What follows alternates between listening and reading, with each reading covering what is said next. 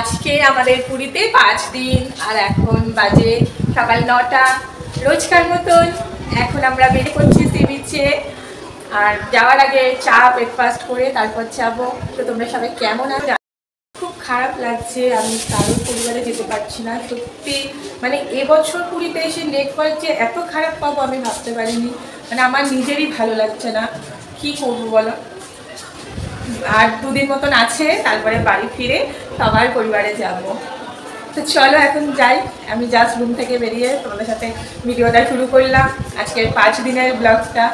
আর আমি জানি ব্লগগুলো তোমরা অনেকেই দেখছো, খুব ভালো লাগছে। আমি রিপ্লাইও ঠিক মতো করতে পারছি না। সব বাড়ি ফিরে সবার পরিবারে যাব, রিপ্লাই করব। চলো এখন সি বিচের উদ্দেশ্যে যাই। কি ব্রেকফাস্ট তো একই থাকে নর্মাল, মাঝে মাঝে ভুলেও যাচ্ছি ব্রেকফাস্ট তুলতে। তো দেখি আজকে একটু ম্যাগি খাওয়ার ইচ্ছা আছে, তো সেটাই আবার ছবি তুলে তোমাদেরকে দেখিয়ে দেবো। দেখো সকাল সকাল রোজকার মতন চা তো আমার থাকবেই। আর সত্যি সত্যি আজকে ম্যাগি খেলাম। দেখো বন্ধুরা, সমুদ্রে এসছিলাম স্নান করব বলে, কিন্তু এত রোদের তাপ আমার আর জলে নামতে ইচ্ছাই করলো না। তাই রুমে ফিরে যাচ্ছি আর ফেরার আগে একটা ডাব খেয়ে নিচ্ছি।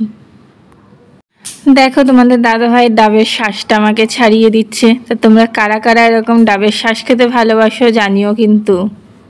স্নান তো হলো না, তাই রুমে কিছুক্ষণ রেস্ট নিয়ে সোজা চলে এলাম আজকের লাঞ্চ করতে। দেখো লাঞ্চের জন্য বসে আছি হোটেলে।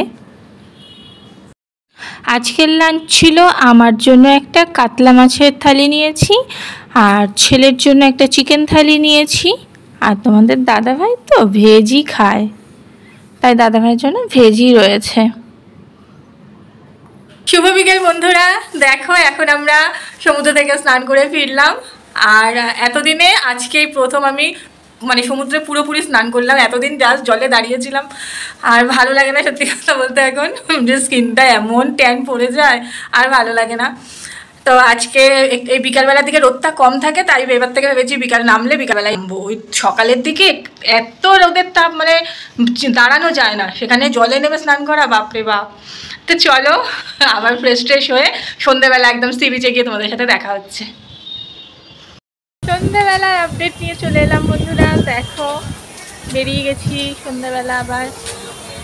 আর সুন্দর একটা ওয়েদার, দারুণ হাওয়া দিচ্ছে, হালকা মেঘলা করেছে, জানি না বৃষ্টি হবে কিনা। তো যাই দেখি।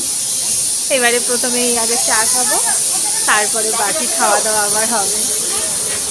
বন্ধুরা সি বিচে গিয়ে আজকে কিন্তু আর বেশি কিছু খাইনি। আসলে এতদিন যা খেয়েছি এখনও হজম হতে অনেকটা সময় লাগবে, তাই এই ভুট্টাটাই খেলাম। আর খেলাম একটুখানি চপ, মানে এটা হচ্ছে পকোড়া, আর হচ্ছে সেই আগের দিনের মতন লঙ্কার চপ। আর চপ খেতে খেতে তোমাদের দাদাভাইয়ের সাথে কটা ফটো তুলে নিয়েছিলাম, সেই ফটোগুলো একটু তোমাদের সাথে শেয়ার করলাম, কারণ ভিডিওটা তো আমাকে একটু বড় করতে হবে। আজকের মতন ঘোরা কমপ্লিট করে এবারে রাতের ডিনারের জন্য হোটেলের দিকে যাচ্ছি। দেখো, আর আজকের ডিনারে আমি খেলাম রুটি আর ডিম তড়কা, ছেলে খেলো ভেজ থালির সাথে একটা অমলেট দিয়েছি।